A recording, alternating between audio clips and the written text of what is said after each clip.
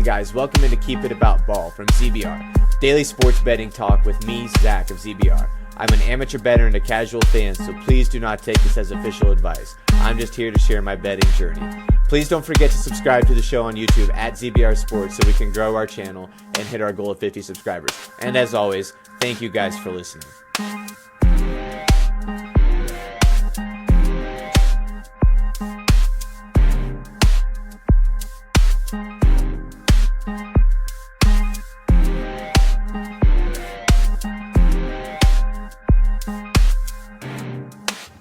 All right, welcome back in, you guys. Happy Monday.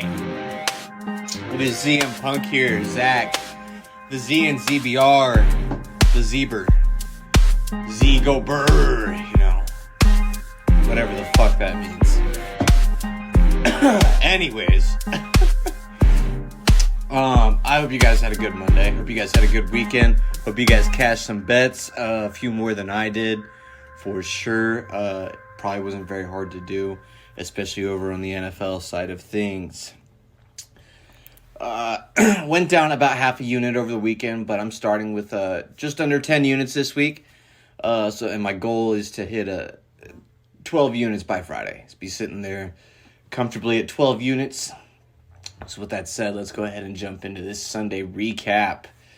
To start the day off, I cashed early with a college moneyline parlay. Michigan State, Illinois, and Sacred Heart combined at plus 122. That cashed nice and early, so that was nice to wake up to. Especially, I didn't wake up to it. I was up before the game started, but it was the first time I checked the app after looking at what I'd done the day before, and checked after those games had started. Both the first two teams to go. I think it was Michigan and Illinois first. Were up. Looking pretty good. I think it was that Illinois game. Maybe it was Michigan State. Got a little dicey there towards the end. I think it was Michigan State, actually. Might have only won by like 3 points there when it was all said and done. But, hey, moneyline win is a moneyline win, and I will take it. Especially the way the rest of the day went, especially over here in the NFL. I was, once again, one leg short of cashing my parlay. Or one of the parlays, anyways. And that was a very common theme all last week. And I'm hoping the way that my betting schedule, internal clock schedule works out, is that Mondays are the beginning of a new week and Sunday is the last day of the week. Excuse me. And that kind of rounded out the week of the Sunday, because as you will see throughout the show, it's a bunch of one leg missing. And hopefully that is enough of that for now, and this week we can move on to all the legs hitting and running up some units here. So over there in the NFL, though, I was once again one leg short in my first parlay, which was Lions money line.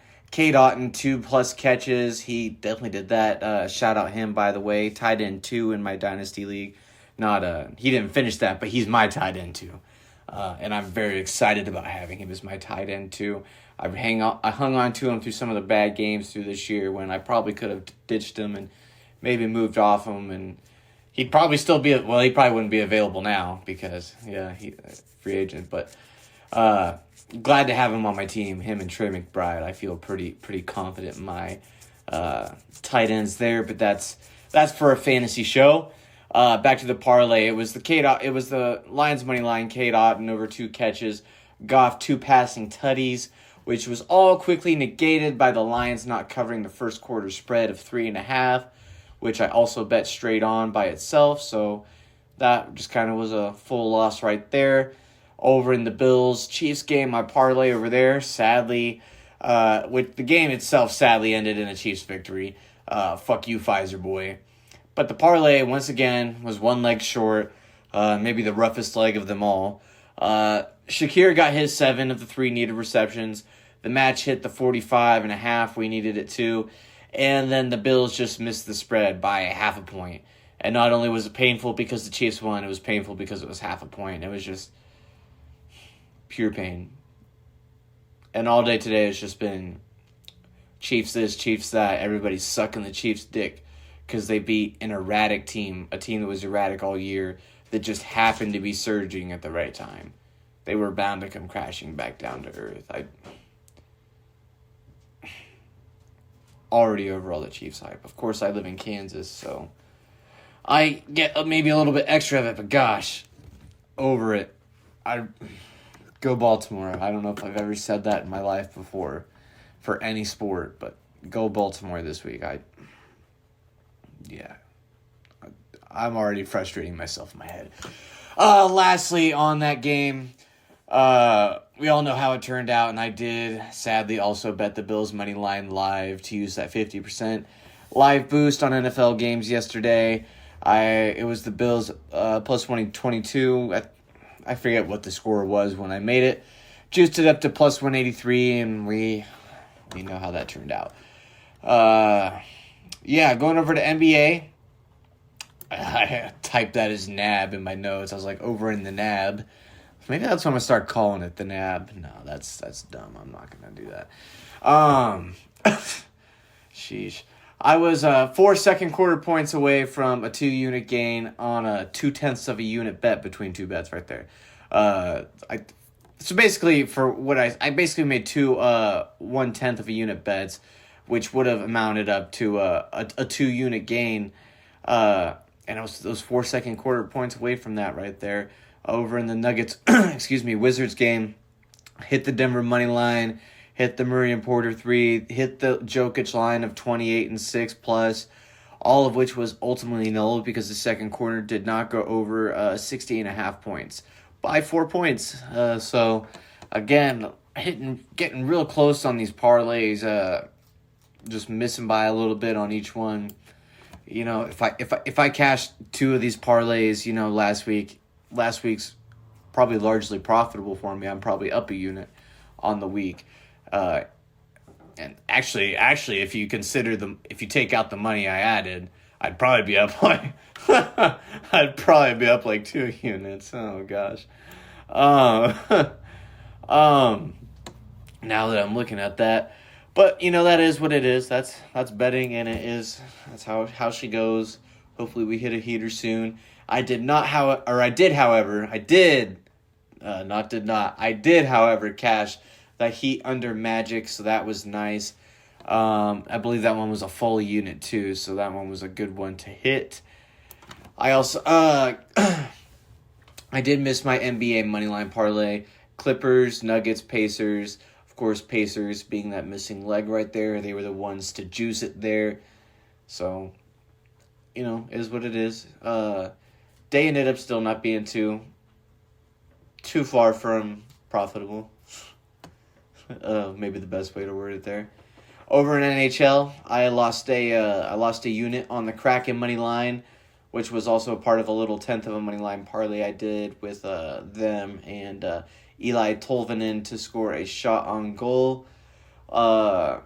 Saving the day was the unit wager on the Rangers covering the 1.5, and that was plus 114. So shout out the capper I got it from. Shout out that guy. Yeah. I can't actually shout him out, but I wish I could. So for tonight, I wasn't really feeling confident in a lot looking through all this stuff. I just want to say I thought it was really funny looking at going over to the 76ers game, looking at some of the props there. Joel Embiid is minus 340 to score 30 points, and that's hilarious to me, honestly. Just it's not every day you see someone minus 340 to score 40 or to score 30. Even a guy like Joel Embiid. I even heard talk about it today. People saying he's absolutely going to cook Wemby tonight, and I'm sure he will. Except just going to bully that guy. Oh man, yeah, that's. I might have to try to tune into that one. I don't know if that one will be televised here, but yeah, that's gonna be funny. Not really doing too much with that game. I didn't see a whole lot of props. I felt real confident in, and like I say in the intro, I am an amateur bettor, so I'm sure I'm missing some really awesome lines out there. And I also didn't have the most time today. We were stuck at work about an extra 45 minutes to an hour, which is why this episode is a little late. But is what it is. I think I've said that probably 3 or 4 times already in this episode. hopefully we win some games here soon. I've also said that win some wagers soon. I've also said that a few times here this episode. Hopefully that happens, so I don't have to say those so much in the same episode again. But yeah, didn't see a whole lot I personally liked, and felt a whole lot confident, and even just betting myself, let alone talking about on a show. So I just played it safe and went along with my general NBA favorite moneyline parlay, which is normally something like the Bucks, the Sixers, T-Wolves, which is exactly what it is tonight. And then, not throwing an underdog per se in there, but juicing it with the Cavs at minus 138 heading to Orlando. Those four together is plus 139. Not too bad. Gosh, knowing my... I'm not going to say that out loud, actually. I'm not going to say that. For my source picks, I got off of a few different places, actually. I am taking the under 216 at minus 110, Cavs Magic. Atlanta to cover the 8 against Sacramento. Bruins money line minus 134. Golden Knights money line plus 104, and I'm also going to take the under at minus 134. I don't think I'm going to parlay them together. And then I'm also going to take the Penguins Arizona under 6.5 at minus 138. And with that, I believe that's all I got for you guys today. I hope you guys had a good Monday, good start to your day, good productive week coming ahead, good profitable week coming ahead. I hope you guys had a chance to check out the NFL Year in Review episode we did with Brady and Reed. Came out pretty good. We got them set up for the UFC show they're going to be doing, I think, weekly. I think they said there's not a card this week. I don't know. I don't follow UFC. I think they said there's not a card this week, so they're going to do a recap of this past weekend's card, I believe, this evening. Probably here any time now when they get off work here soon. And we'll hopefully get that uploaded this evening or sometime tomorrow morning. And I think they said there's no card this coming weekend, like I said, so probably no episode there this coming week. But going forward, should have a recap coming for you. I think they're going to try to do it every Sunday night, so hopefully get those out Sunday night, so you got it Monday morning, maybe Sunday night if you're a night owl. But we will see. Really excited to be growing this ZBR podcast network a little bit, or not growing it, I guess. Well, yeah, a little bit. We're adding segment shows. I don't know what you would want to call them. I think they're like separate shows personally, like sub shows. Eventually, maybe just make ZBR a podcast network and have our sub shows within it. But that is far, far away and many, many subscribers away. So guys, please, before I get out of here, I know it's going to say it in the outro. Don't forget to subscribe everywhere. Tell your friends. Hook it up. You know what I'm saying? Even if you just subscribe, mark the shit as played. Fuck it. You know, make us feel like make us feel like you're listening. Yeah. I don't know. Maybe not. Maybe I'll edit that part out. We'll see. Anyways, guys, take it easy. Let's cash these bets and keep it about ball. Thank you for listening to Keep It About Ball. Don't forget to follow the show on Twitter and subscribe to us on YouTube at ZBR Sports. And as always, thank you for listening and for your support.